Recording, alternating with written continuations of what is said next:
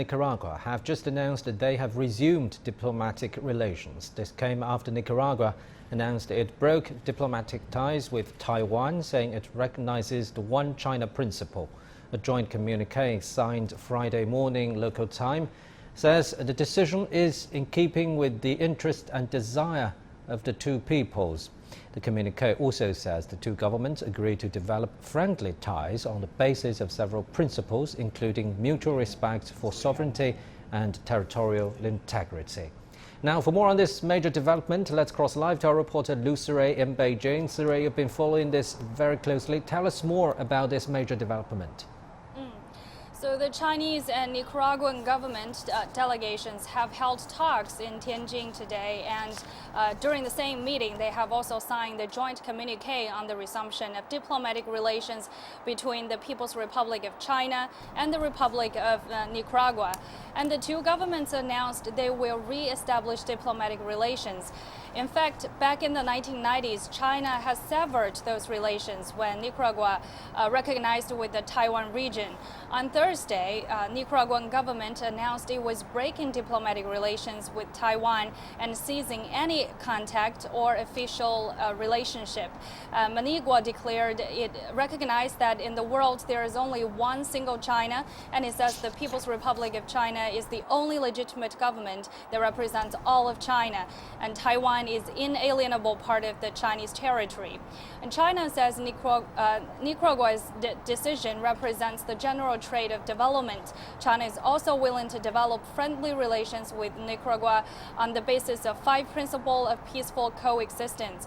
That's on the basis of the principle of mutual respect for sovereignty and territorial integrity, mutual non-aggression, non-interference in each other's internal affairs, equality, mutual benefit, and peaceful coexistence.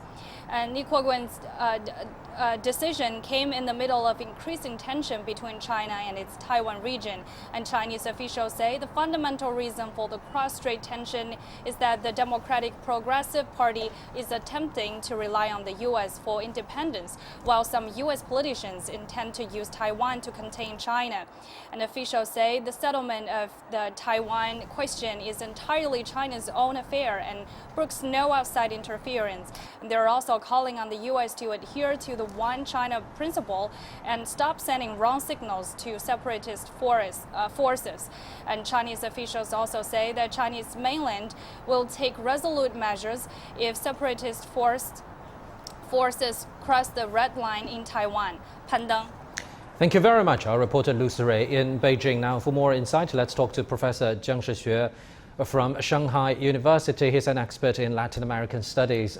Thank you very much for joining us, Professor. So what do you make of the significance of this new development? Well, I would say that this piece of news is very, very encouraging for me. I think this kind of re-establishment of the diplomatic relationship between the two countries will further consolidate the consensus of the international community that there's one China in the world. There's one China,